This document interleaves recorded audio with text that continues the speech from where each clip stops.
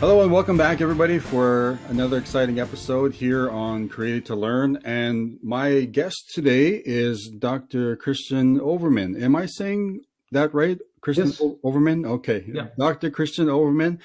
He is from, is it Seattle, Washington, I believe. Yeah. What is the name of the other town? I couldn't pronounce it. Is it Puyallup. Okay, right. I didn't even Yeah. want to try that. No, you're in good company. It's one of those names that most people don't even try. Yeah, yeah. We'll just say Seattle, Washington, just to be Sure. safe. Yeah. Dr. Overman is the founding director of Worldview Matters, just outside of Seattle. And for 8 years, he has served as a director of research and development for Biblical Worldview Institute, which is also in Washington.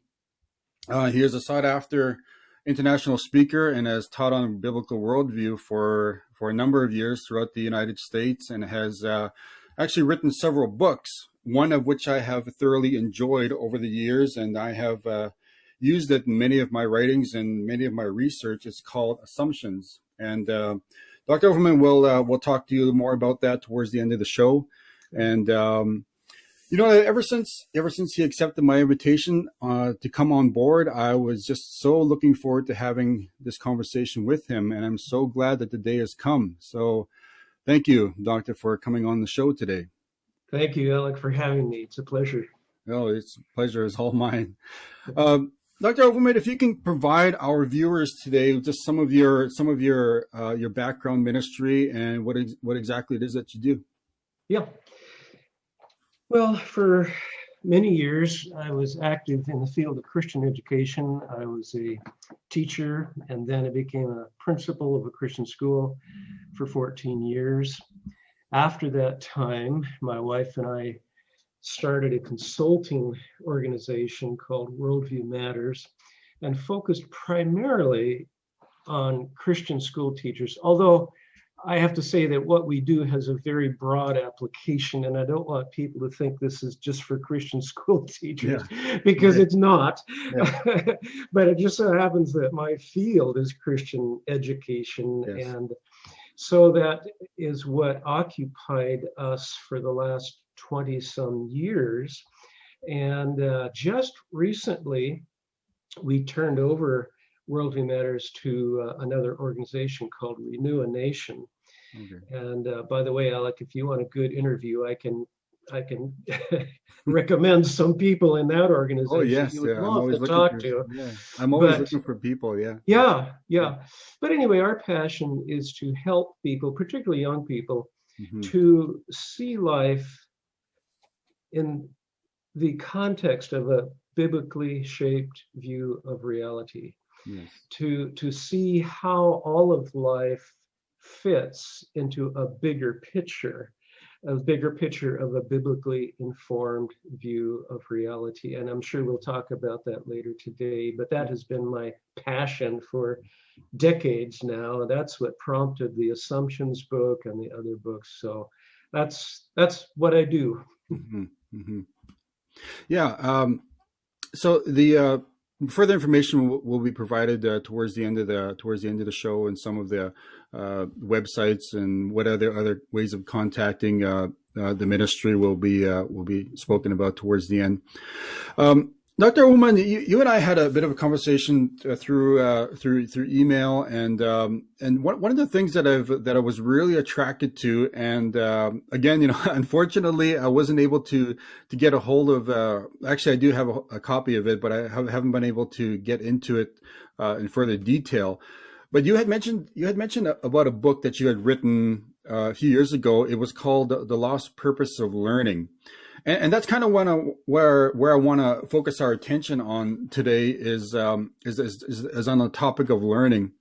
And Dr. Overman, if you can provide our viewers on the subject of learning within itself, particularly within the Christian context, and why do you feel it is important for us to be learners of the Bible or anything, Christianity? Okay, that's a great question to get started with.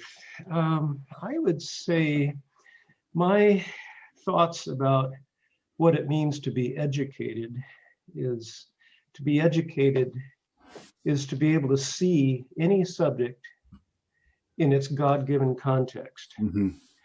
And in the public state system, particularly now, at least in my country, and I'm sure it's the same in yours, it is not permittable to help students to see the context for mathematics or history or science or even PE or music, the context of a biblically shaped form of understanding reality, a biblical worldview. If you start to do that in your class, you certainly won't be teaching long in American public schools. Right. And so it's no longer permittable. And I think one of the problems that we as followers of Christ sometimes have is we tend to think that public education is neutral, when in reality it's not.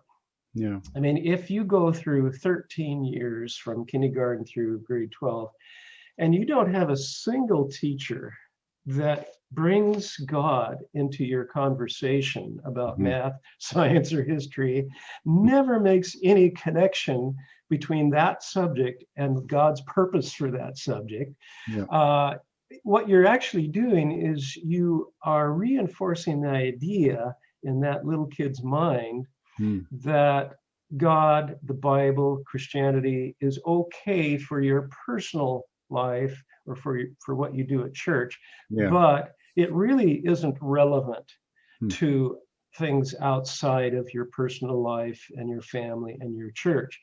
It really has no bearing on how we see mathematics or history or music or art or anything.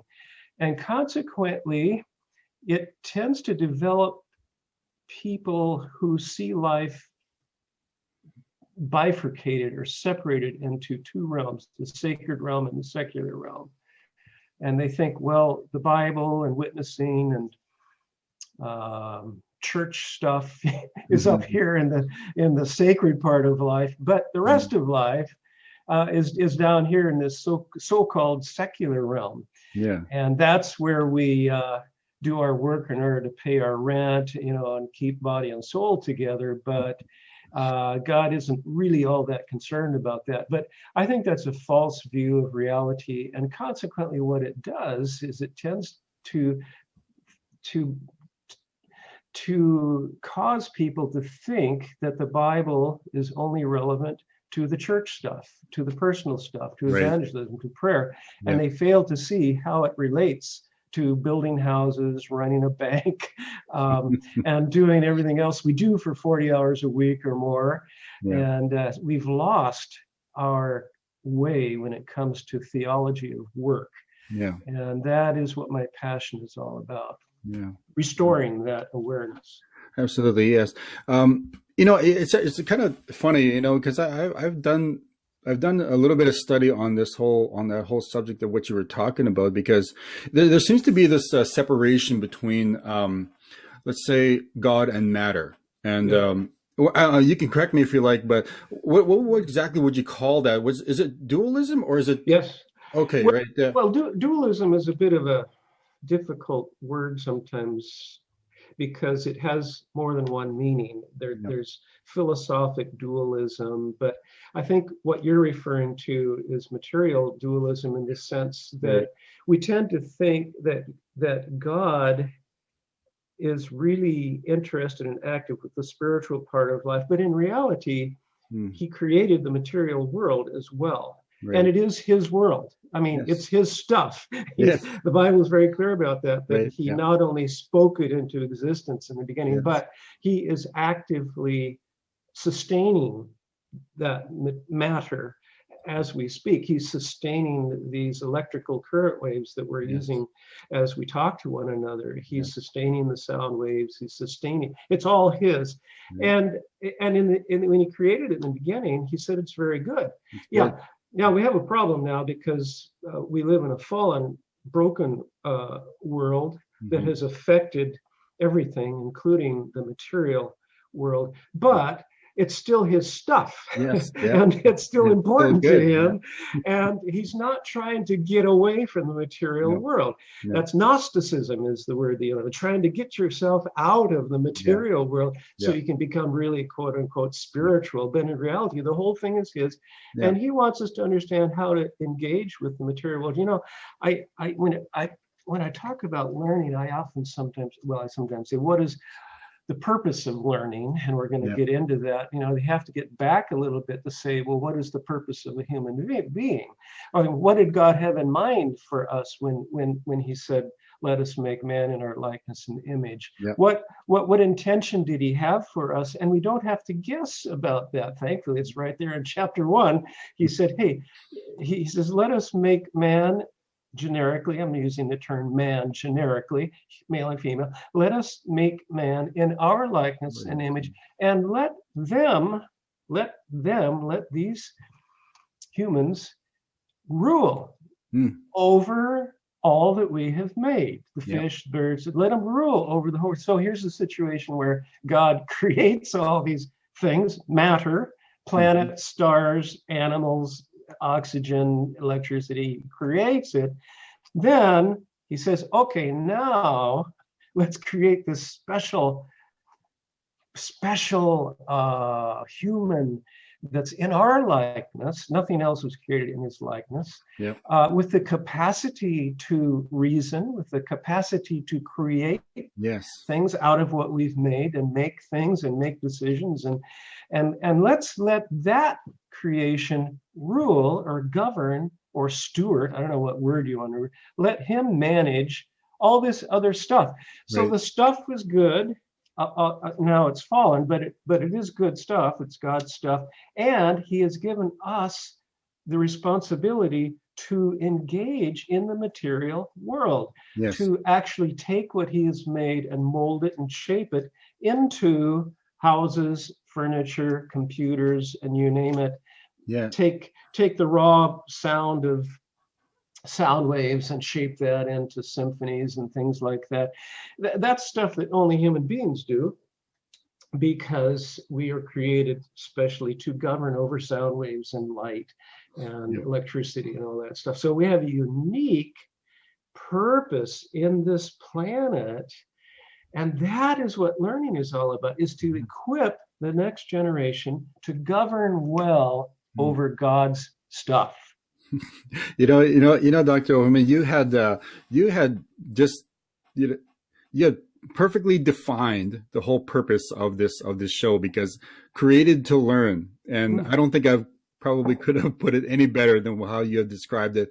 And that's basically how we have been designed to learn, created to learn, to be able to understand the workings and the mechanisms of the universe and reality and matter and all that stuff.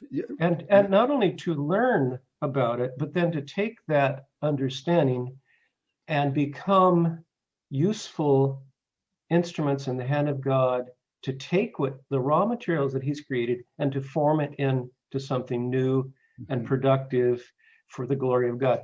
I was totally unaware of this for many years. By this, I mean, I was unaware of what's called the circle of knowledge that the Puritans developed. And I'm kind of dumbfounded that I was unaware of this. I didn't become aware of this till I think I was through graduate school. And I went to Christian schools. I went to the Christian University, got my master's degree in philosophy of Christian ed at Seattle Pacific. And, but let me briefly lay out this circle of knowledge because you're touching on it in a very real way. They had 4 stages to this circle of knowledge. The first stage was God creates. That's the starting point. God created the heavens and the earth. He spoke it into existence.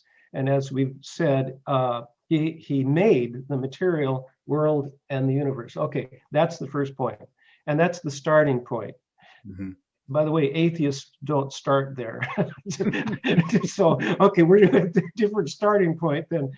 But anyway, the second point of the circle was after you have the God creates, then you have human beings learn. Human beings find out all they can about what God has created. They name its parts, like Adam and Eve, or Adam named the animals. Okay, he was naming them. We're still naming things. Yep. We're still creating things and calling them things, or we're even discovering some things that God created that we're still finding out about. But so in school, we are discovering all we can about what God has created. But then there's the third step.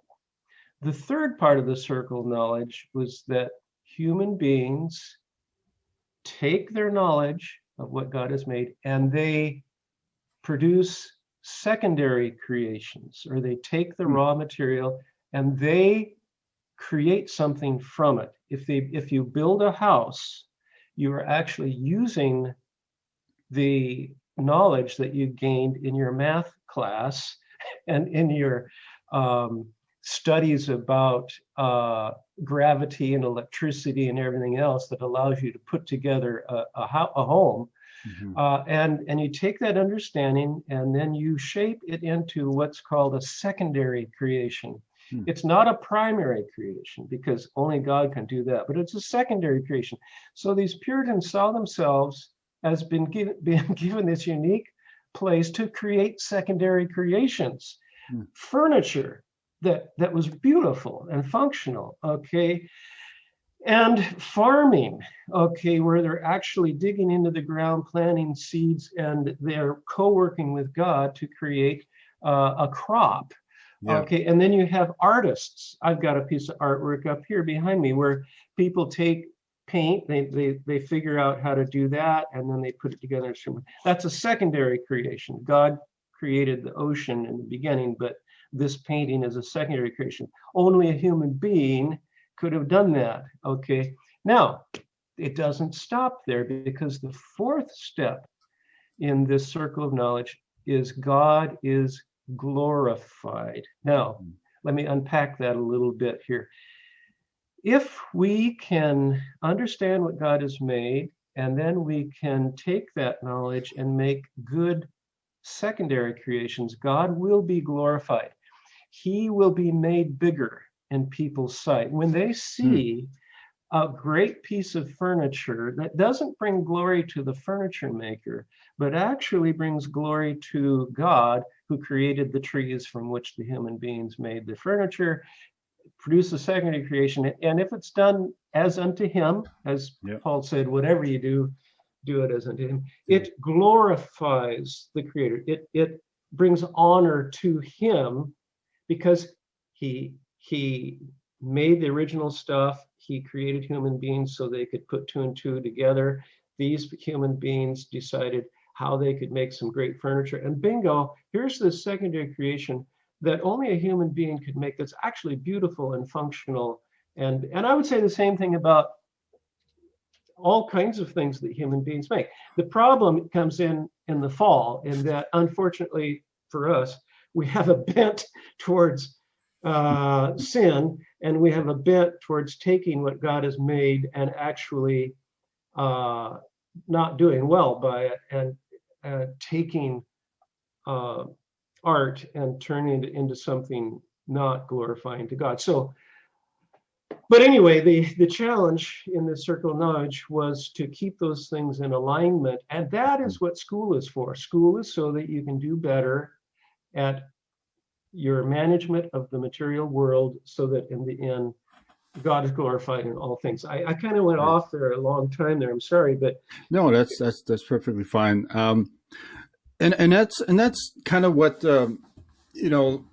what we'll be talking about next is some of the things that have been lost along the way, because sometimes we kind of make this, like I said at the beginning, the separation, right?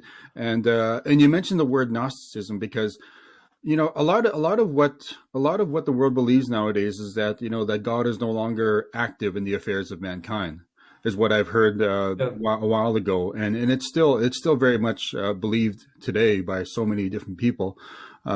and which is unfortunate, right? Yeah. And I'm so glad that you had mentioned the idea of creation. Right from the get-go, God has always been active. And if I can mention maybe just one thing here, real quick, along the lines of what you've been talking about, is that I find it interesting that God had said to mankind prior to his creation of human beings, is that he says, "Let us make man in our image." And but I noticed that he did not necessarily say that about the rest of creation. Yeah. He almost started off right away. He says, let them,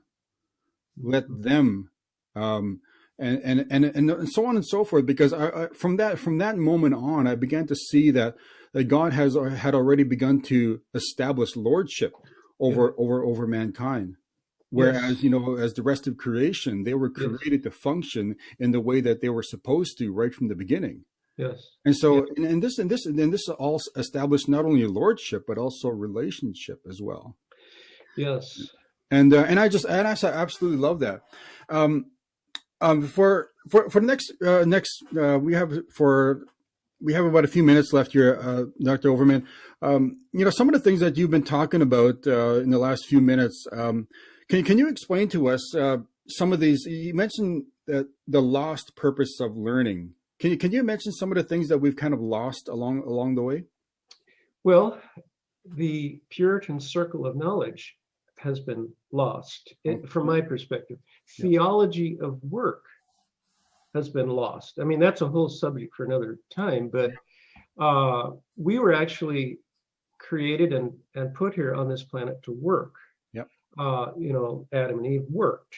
Work is not a curse. The curse makes our work harder, of course, but we were created in the likeness and image of a working God. He worked for 6 days and rested. Okay, so we are workers. We are created to work. Work is good. I mean, it's corrupted at times now because it's all mixed up into this sin nature. But I believe that our first commission in Genesis to govern over the created realm involves work. And so that calling, that purpose, that meaning to work is still in place. I mean, the fall didn't take that away.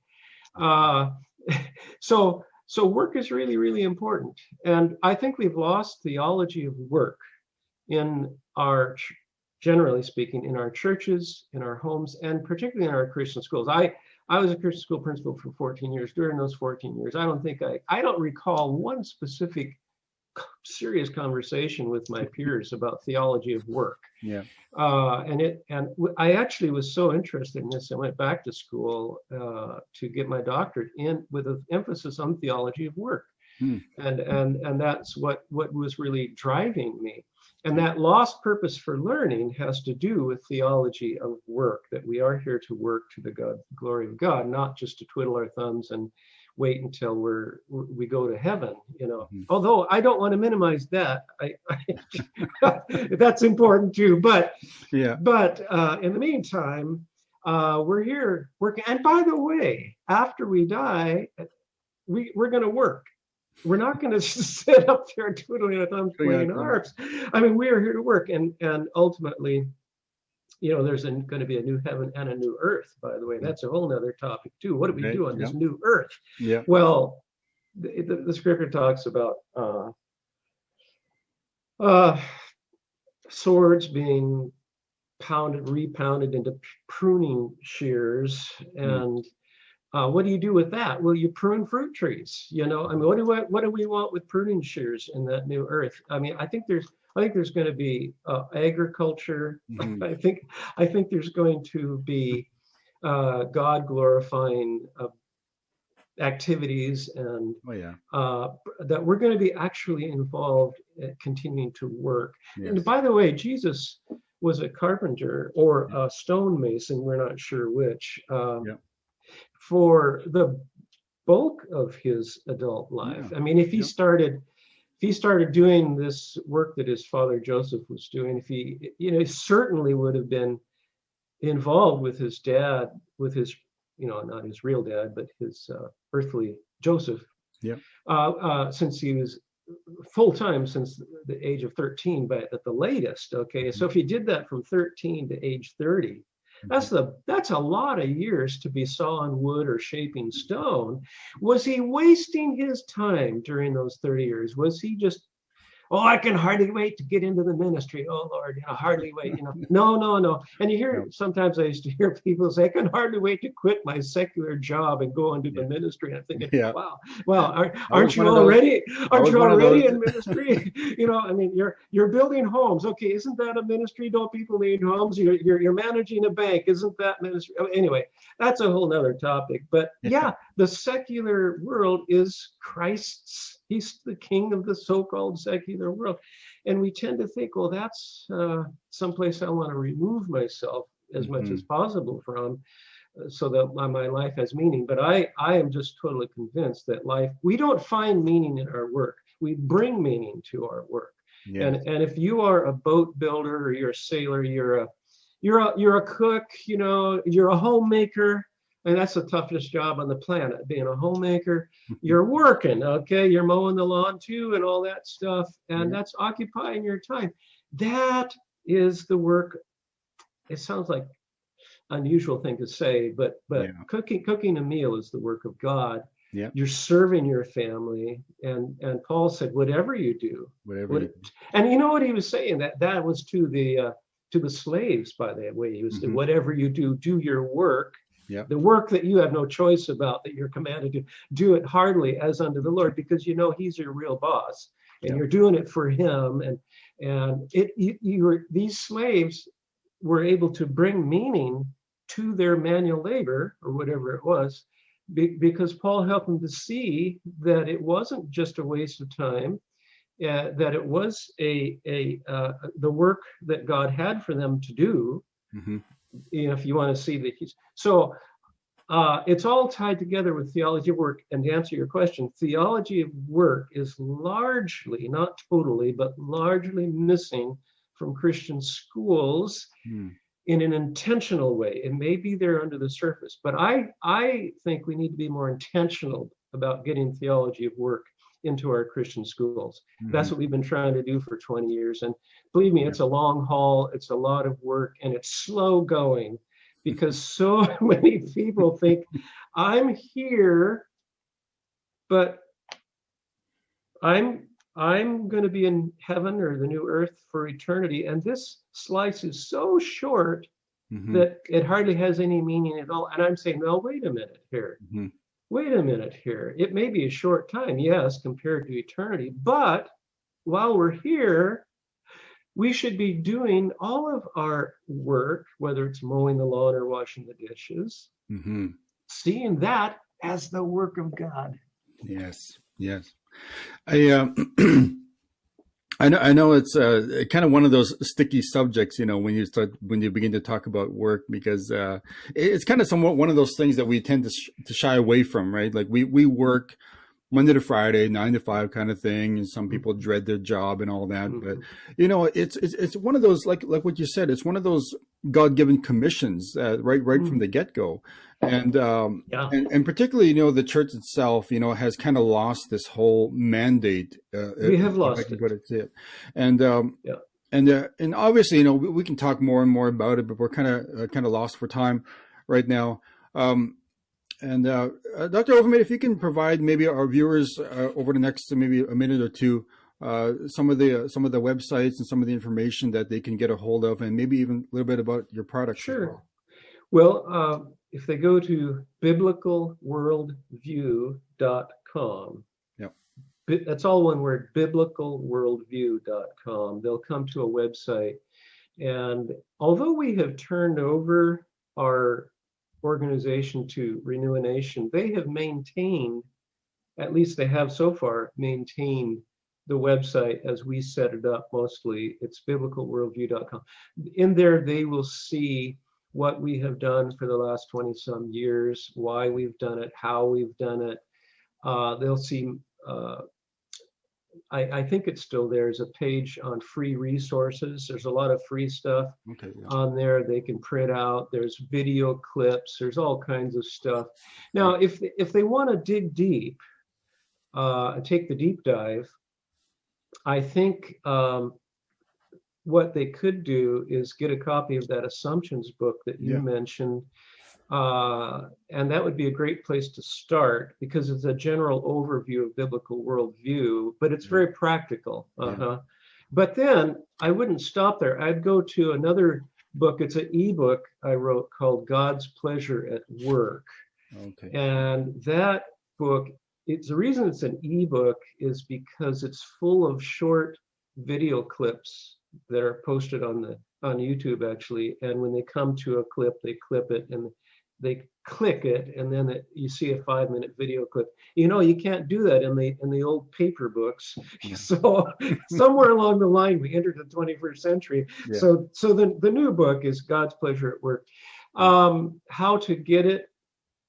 I think on the website there's information, or people can send me my email, my personal email. Here you go, folks. Yep. Overman, V as in Victor, ERMAN. That's my last name. Overman at biblicalworldview.com, and say, hey, how can I get a copy of God's Pleasure at Work? I'll tell you how. We actually publish it here. My wife runs a publishing company called Ablaze Publishing, and so we sell it ourselves. And they can just contact us, and we'll give them information. Yeah.